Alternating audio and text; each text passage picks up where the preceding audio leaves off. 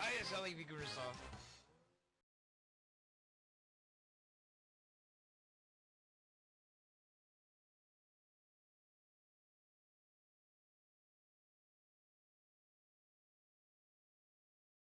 So you'd like to hear about how I got into this mess? How a regular guy ended up half a world away, unconscious in the backseat of a car belonging to a guy he thought he could trust, but turned out to be his worst enemy? Well, I'll tell you.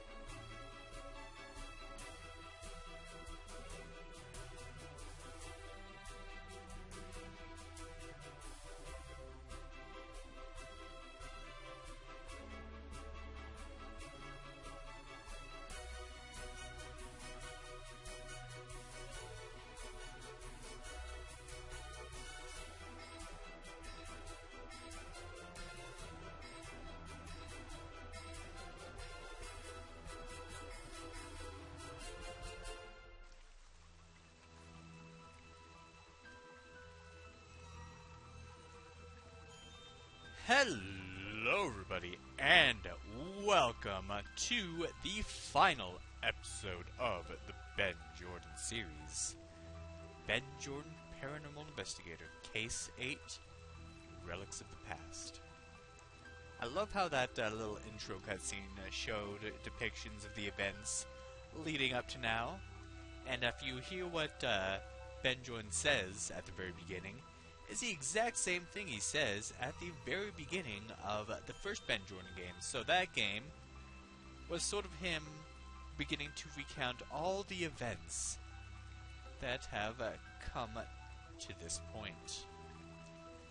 Yeah, the people who were fans of the Ben Jordan games when they were still new waited so long for this part to come out.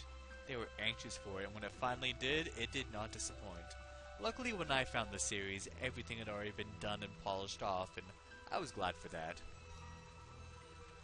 Anywho, let's see if we can do voice and subtitles here. And I'm not going to do commentaries. There's guest commentary, though. I hear there's, like, guest commentary from, like, other, like, video game people and stuff that are, like, famous, but I never got any specific names, so I'm not sure how true that is. It'd be cool to have, like, Reggie from Nintendo, or, like, Roberta Williams from Sierra. That'd be even awesomer. Did I just say awesomer? Let's start this new game before my brain melts with the stupidity I just displayed.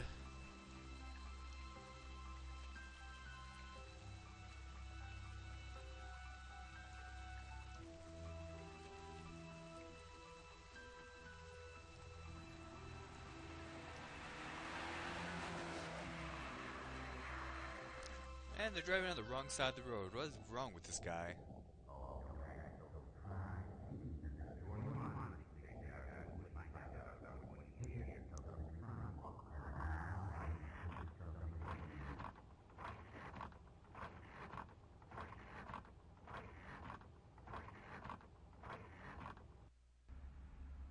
Oh, I see you're awake at last.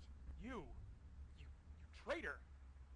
Yes, I know you must not be very pleased with me right now, but I can assure you, things are not as they seem. You're one of them. No, I am not one of them. At least, not anymore. You're not? That was many years ago. I was quite another person then. You must believe me when I tell you I no longer have anything to do with that atrocious group of individuals. I am deeply sorry for what they did to your friend, and I do apologize for the way in which I extracted you from their headquarters, but I fear I did not have much of a choice. You had already discovered my name in that book, and I didn't think you were going to come with me voluntarily. So, where are we going? Back to London. I have a flat where we can stay whilst we come up with the next course of action. We're driving back to London? Yes, you are unconscious for most of the journey. We should be arriving in about 30 minutes. How did you even know where I was? All in good time, Mr. Jordan. I know you must have many questions, but let me assure you that I will provide answers as soon as we get to our destination. For now, you must relax. You need all the rest you can get, especially considering what you're going to be up against.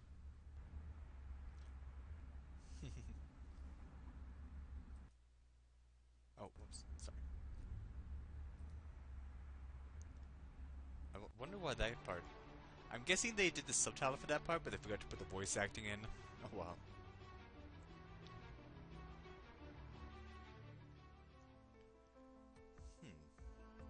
So yeah, remember we discovered his name in the book of the Knights of St. Anthony. And yeah, those are the bad guys who are looking for those relics in order to control the world, I guess? I don't know. Too bad we don't have a voice narrator. Oh well. Oh, her crabbiness. Her crabbiness is a Let's Player on YouTube, and she does adventure games. She actually did the voice of the wife character in the second Ben Jordan game. I think I've talked about her before, but yeah, she's pretty good. She does Sierra games as well. Not like does them, but she just Let's Plays of them. And the reason why I'm saying that is just a joke because she likes to touch everybody. So a cool little reference to her. Yeah, we had a narrator, at least for the first game.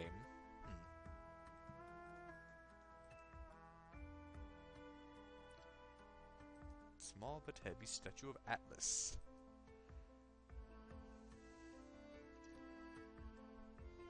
Well, a guy with the weight of the world on his shoulders, yeah, that'd be heavy.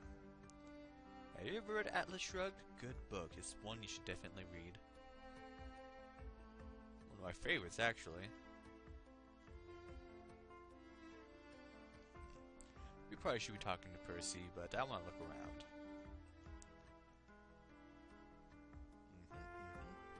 How do you know this, Ben Jordan? I don't know. Yeah, it's kind of been hinted up to this point that Percy's not who he says he was.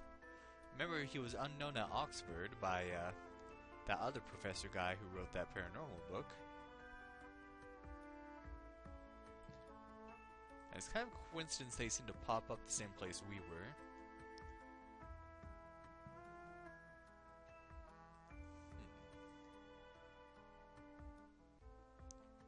Well, we know he at least got a degree at Oxford.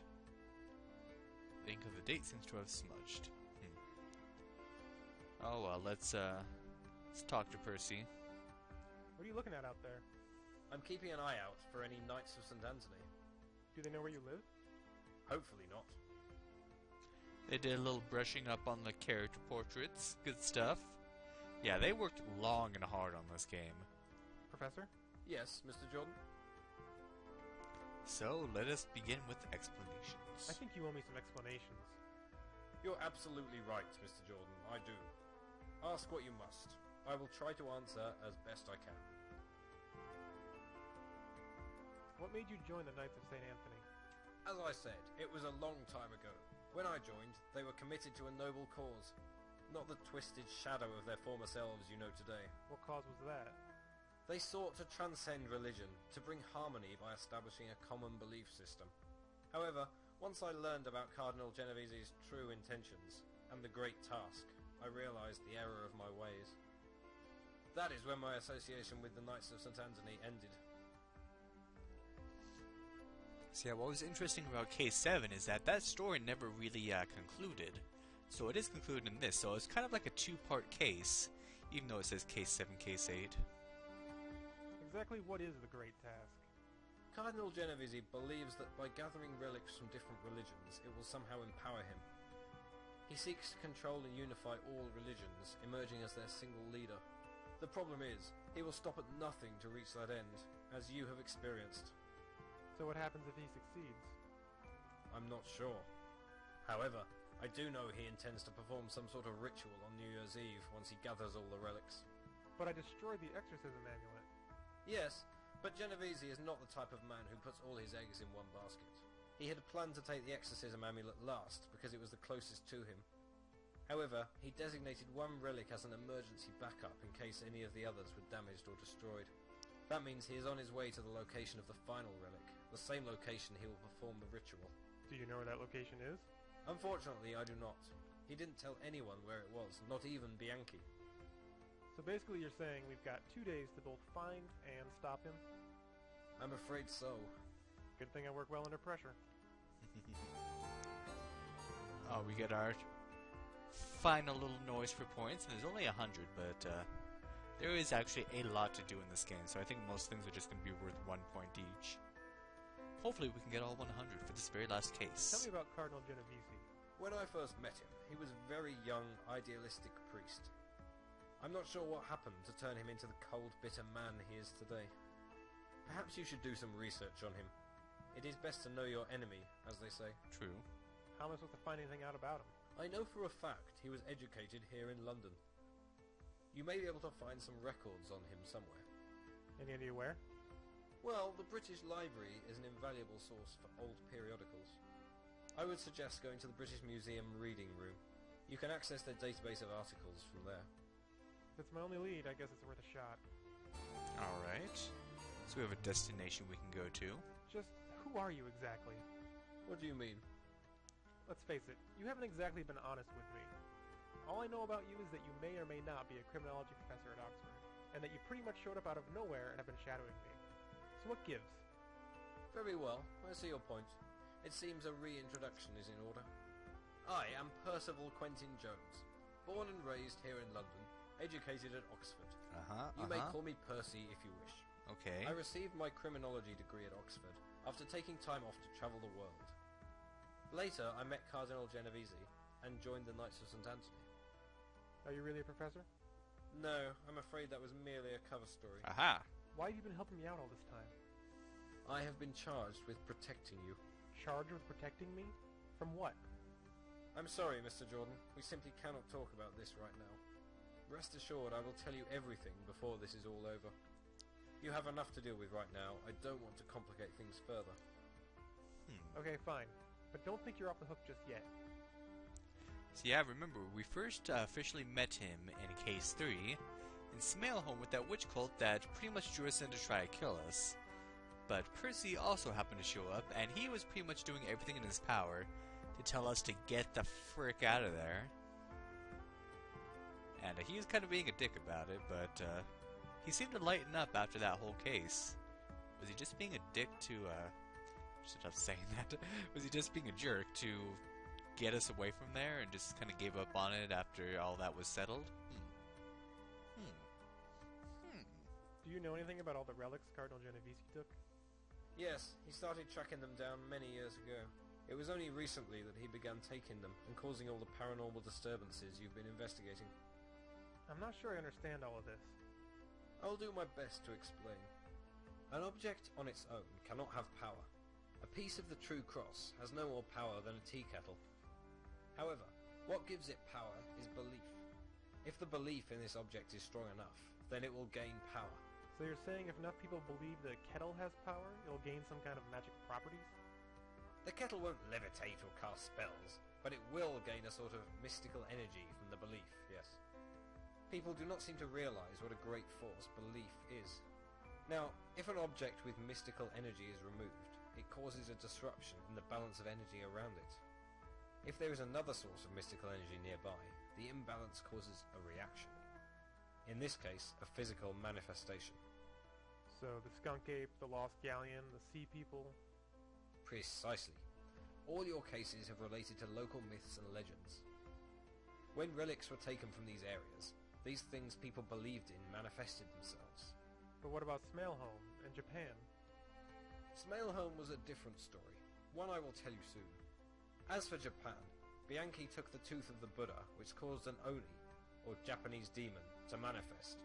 This Oni visited Yamamoto and told him of the evil means to acquire great riches. I see. Nice little retcon there with the whole Japan thing going on, because there was nothing supernatural from what we saw going on, just some evil dude doing evil stuff. But yeah, that's interesting. If you notice, remember, we saw those relics from all those different places, and when they were taken, it's kind of caused a disturbance, and the belief in these relics manifested these creatures. That's some interesting stuff. So now you're starting to see how everything has been connected up until now. It's especially important with what we heard from the Oracle back in Case 6? Yeah, Case 6. Do you know what happened to Alice? I'm afraid not. Oh yeah, Alice. As far as I'm aware, she was not and has not been captured by the Knights of St. Anthony. Unfortunately, I don't know any more than that. Do you think I could borrow that car you brought me here in? I'm afraid that car is not mine to lend. You mean you stole it? From one of the Knights of St. Anthony, yes. Driving around in it would surely make Yeah, it it's not a easier to good spot. idea. Therefore, I would advise against it. Fair enough. No more questions for now. As you wish. So I guess all that's really left for us to do is to go do some research.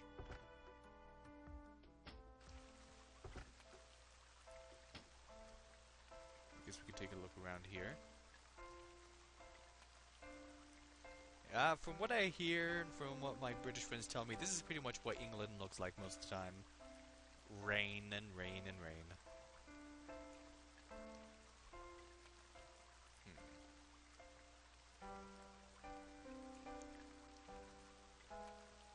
Alright, we can actually do something when we touch ourselves that's useful, sorta.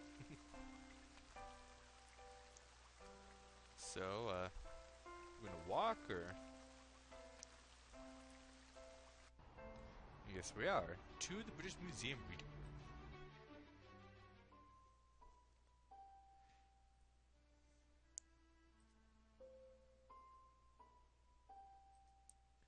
I guess so. It's showing, 5 till 11, it looks like. Unless it only has a big hand, then it pretty much is 11 o'clock.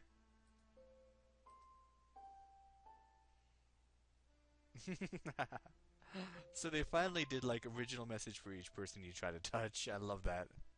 There sure are a lot of books in here. Ah, you'd noticed.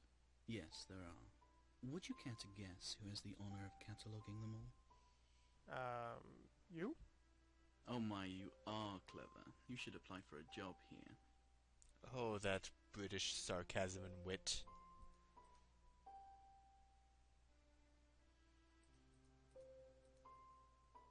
Would you mind answering some questions? If it weren't in my job description, then yes. But as it is, I don't seem to have much of a choice, do I? What is your problem, bro? You're worse than the Marmite guy from Case 2. What can you tell me about the British Library? It's over near St. Pancras. The actual library, you mean? Yes, this is the British Museum reading room. You did notice the large sign reading British Museum when you entered? I did, yes. Good. Anyway, this room used to be the British Library's reading room, but it was moved to the St. Pancras location about 7 years ago. St. Pancras? You have access to the British Library's records, don't you? We do, yes. It's more convenient to access them here than at the library. Assuming, of course, you just want a brief glance through the periodicals and card catalogue. That's exactly what I want, yes. Well, at least he's a quiet librarian, like they should be. How's the librarian biz? I beg your pardon? Business. How's the librarian business? It's not really a business at all, is it? It was a figure of speech. I'm sure it was. You know what? Forget I asked. You're a Done snarky and little done. guy, aren't you? I'd like to use one of your computers. Very well. Please be aware that they are for research purposes only. I don't want to look over and see you playing one of those games. Heaven Games? forbid. Yes, one of those jumpy jump, shooty shoot nonsensical pieces of garbage. Hey! Today's youth wasting away in front of them instead of reading. Hey! Yeah, okay. Don't worry. I'm just gonna do some research. You can use that computer over there, then. Thanks. I'll just be on my way. For your information, I love my jumpy jump shooty games, and I love reading. Douche. So, we have a computer here, and will give us access to the British Library's records. What will we find on Cardinal Genovese, and perhaps some other characters? You know what I just realized? This is telling real time. That's why he says it's slow, because it's not the time of the game, but it's the time that I'm at right now. Oh, why didn't I notice that before? Jeez, this is Curse of Monkey Island all over again. Anyway, thank you for watching, and have a good day.